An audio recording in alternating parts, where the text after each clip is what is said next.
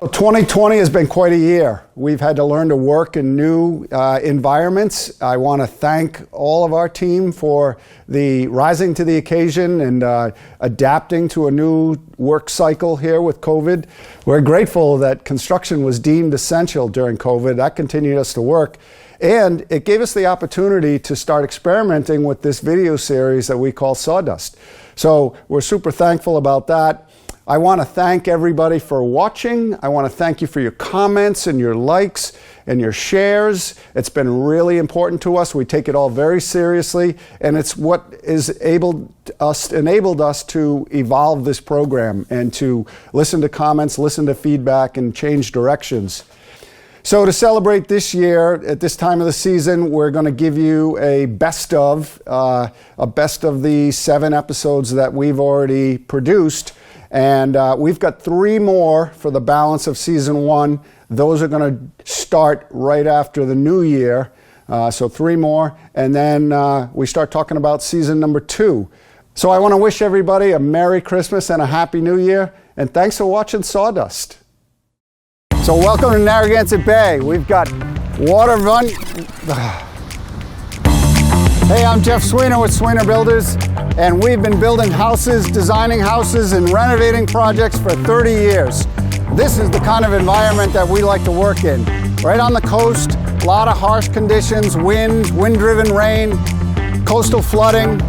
We've got an amazing team of dedicated and talented professionals, and we're going to start a new show called Sawdust, so we can show you how we do it. And we're going to take this house down, we're going to demolish it completely and rebuild it from the ground up.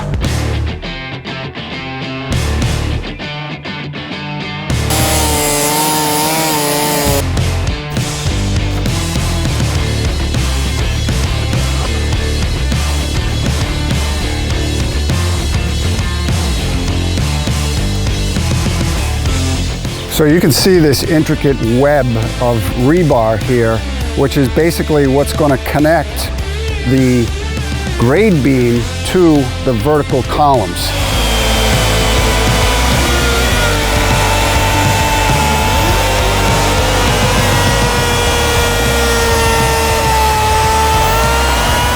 So this is where we take over. We have our piers poured, 1-inch bolts, threaded rod coming out of the top. We are going to fly these carrying beams with the crane on top of these piers, and it's going to start looking like a house real soon here.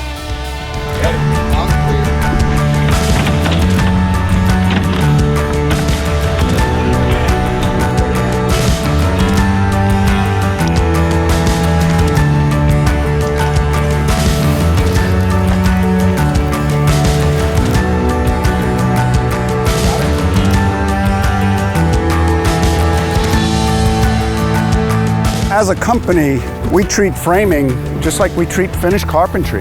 You know, we want to take this opportunity to get it right, get it tight, get it square, level, plumb. So come on, let me show you.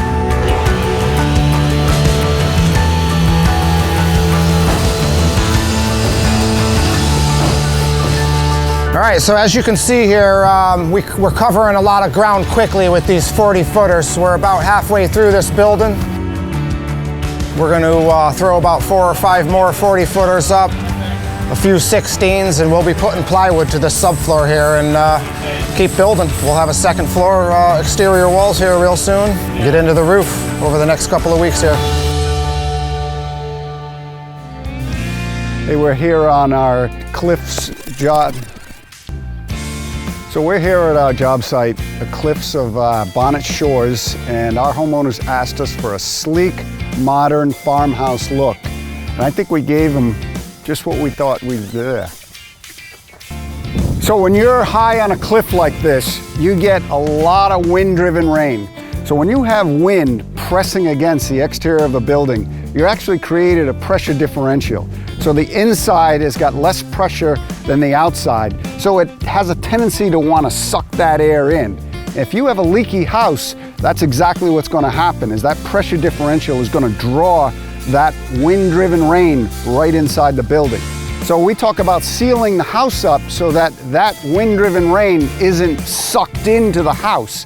So we do that with closed cell insulation. We have partnered with a client of ours who is a steward of the land trust, and I didn't get any of that right, to turn a grinding wheel which grinds stone, grinds corn. Why don't we just go with the first one?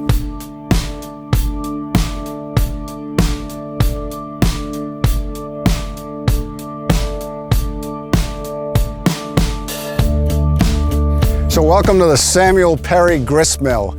Talk about a historic preservation. This mill was built in 1703, and it's actually a working mill. It uses water power to turn a grinding stone and make Johnny cakes. It's always really interesting to go work on one of these really old buildings. It's a utilitarian structure. It was a utilitarian structure from the beginning. There's nothing fancy about it, and we're not going to try and fancy it up in any way. We're just going to put it back together so it looks like what it's always looked like. So thanks for watching another episode of Sawdust. So if you enjoy looking at thanks for watching another episode of Sawdust. So if you enjoy the look of the authentic... Thanks for watching another episode of Sawdust. So if you enjoy the look of the backseat... Now let's go over to Bonnet and catch up with Jeremie and his crew.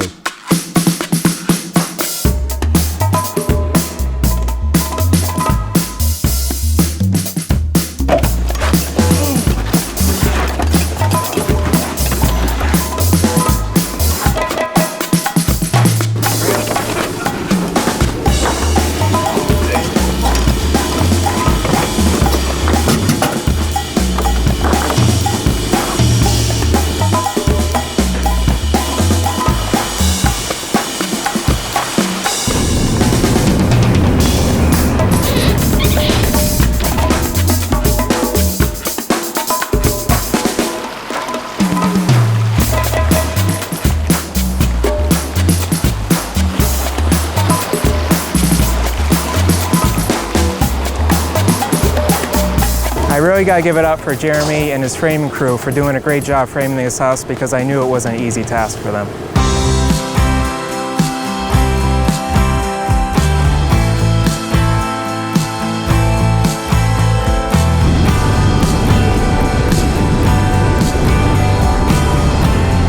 So Tyler kind of gave us a broad overview on site of what the expectation is with the trim, but there's a few tricky spots I just want to get some clarification on. So I thought I'd head over to see Ron and Tyler in their office and open up the plans and really dial into the details. Yeah, plus it's not a bad idea to get over to Newport every once in a while.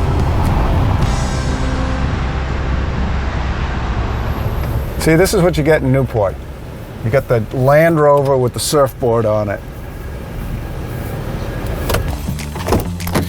So all this talk about tight houses and insulation. Try that again, try that again.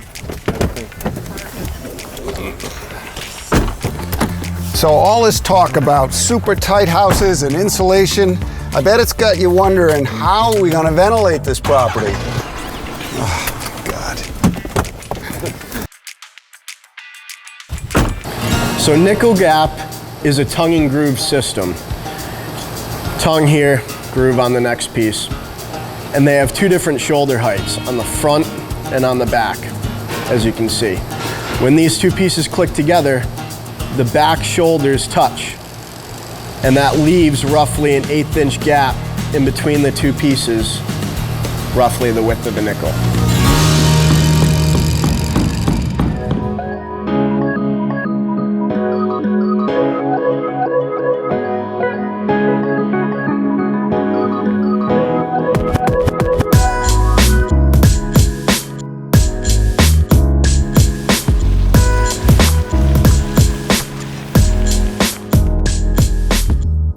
We're at one of our design build projects on the coast here in Snug Harbor, and we've got a 2-story deck here. I had an idea. Okay, here we go. Yep. And So what am I explaining again? Just why we decided and how I came like. Yeah. All right. So I put a bunch. Let me start over.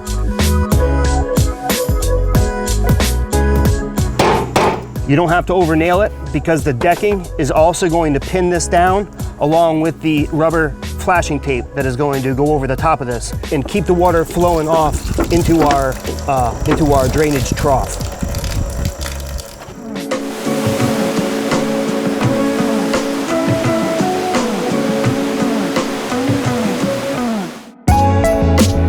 We're here in Narragansett, Rhode Island, a house we built 2 years ago. It was designed with the architects at Arnold Design Group, and the interior is by Diggs Design. The inside of the house is very modern, lots of nice, clean, straight lines. The homeowner invited us back to do some more work. We're going to build some floating shelves on the inside. All right, everything looks good. Let's get some glue in there. All right, we've hit all the joints with glue. We're ready to fold it up. All right, we've got the glue all set up and dry. Looks solid. Now we're ready to take the tape off. All right, now we'll give it a light sanding to get rid of some of these glue marks here.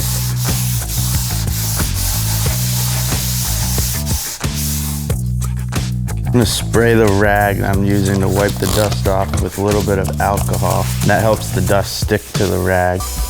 Comes out from the pores.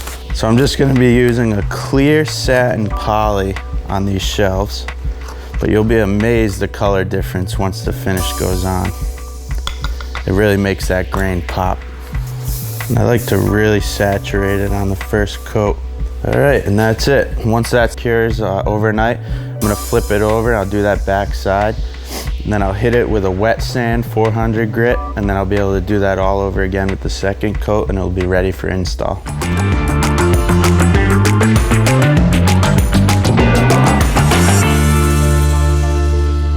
So thanks for watching another episode of Sawdust. If you're enjoying the look at the in-depth and personal and so thanks for watching another episode of Sawdust. So if you enjoy a look at how we build on the coast and in-depth, god damn.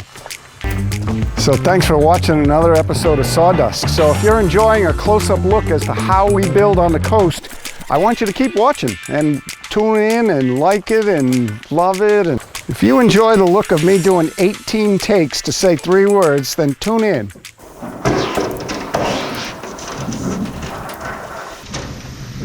I didn't find metal. Metal found me.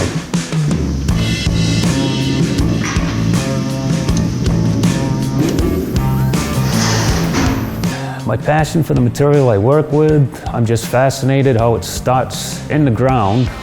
It's chemically produced to where they pull the copper ore out of it. They roll it out into sheet goods. It has a longevity of 75 to 100 years, so what you make is going to be seen by many generations to come.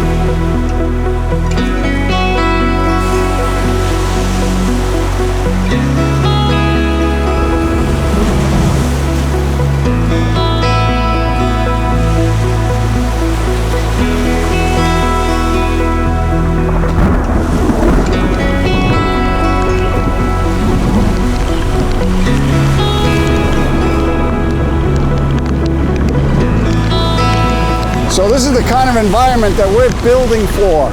So any given day, it's sunny on one day and it's wind-driven rain on the next. So we have to design our weatherproofing and our waterproofing details to meet this kind of environment. Sideways rain, wind-driven rain, pressure differentials, and then the next day, the sun comes out.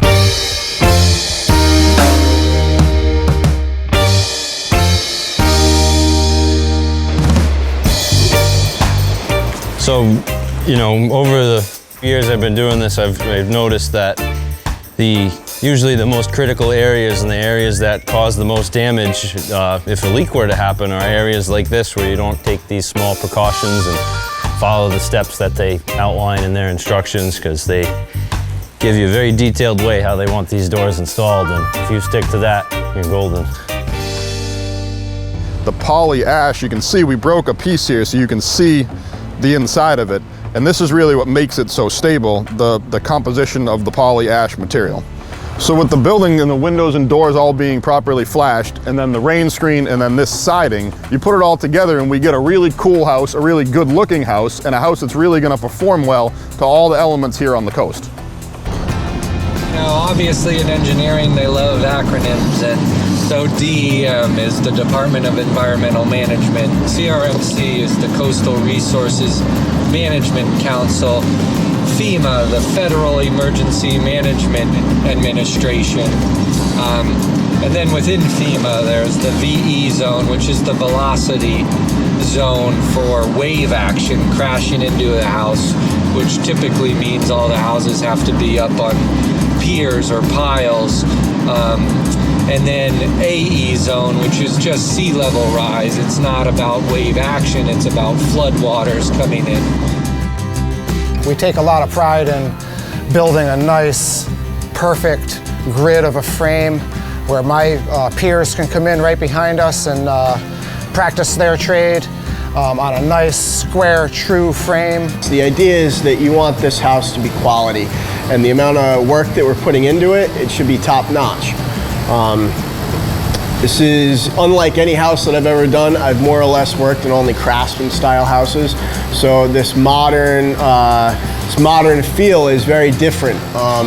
Poses new challenges, but here at Sweenor we're ready for it, and we're excited. Every day that we enjoy coming to work, especially these trim guys working on $1 million houses. It's a definite sense of reward at the end of the day that you're coming home and you're pouring your heart and soul into what you build. And at the end of the day, you can step back and have a sense of satisfaction with it. How's that? We're going to bring you content every week on how we build high-performance coastal performing houses that are in the sawdust. That was so good.